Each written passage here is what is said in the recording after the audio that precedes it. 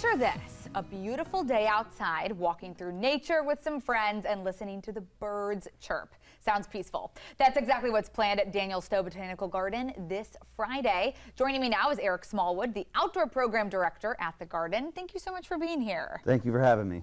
Well, this sounds lovely. I know the weather is not great today, but hopefully by Friday it'll be ready and great for a hike. So tell us a little bit about this. Yeah, so our birding walks or birding hikes is something that we do on the first and third Friday of every month. Okay. And it's a completely volunteer-led program. Nice. So we have a great volunteer team at the garden, and they will lead the group through the trails and the meadows and the paths around the garden.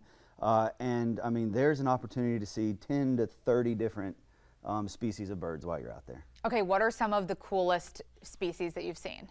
Well, I think the one that everybody loves and would be amazing to see is a bald eagle. Wow. We've seen a family of bald eagles out there in the past, but you can always almost count on seeing osprey, egrets, blue herons, and we've even recently started seeing some coastal birds that we haven't seen normally. Mississippi kites, swallowtail kites, things like that.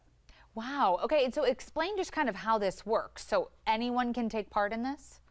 Yes, so this is a completely free program. You do not have to be a garden member to participate. You just show up at the front of the visitors pavilion.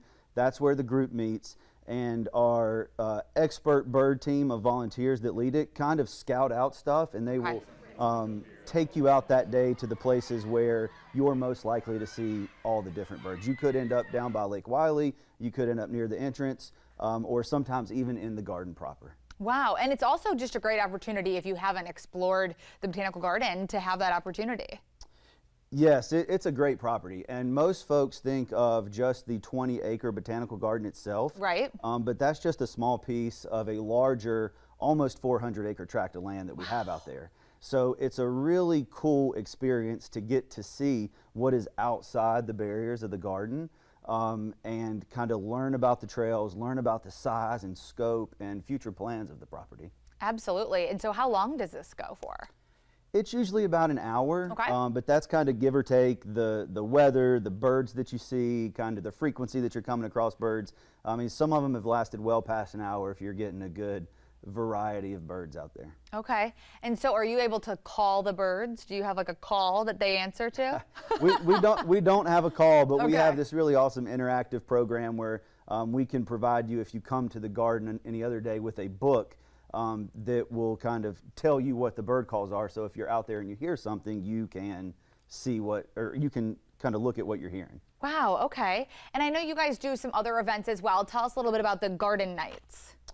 Yeah, so Garden Nights is a really cool event that has run through the summer. It's Thursday evenings at the garden, and it's free entry from 4 to 9 p.m.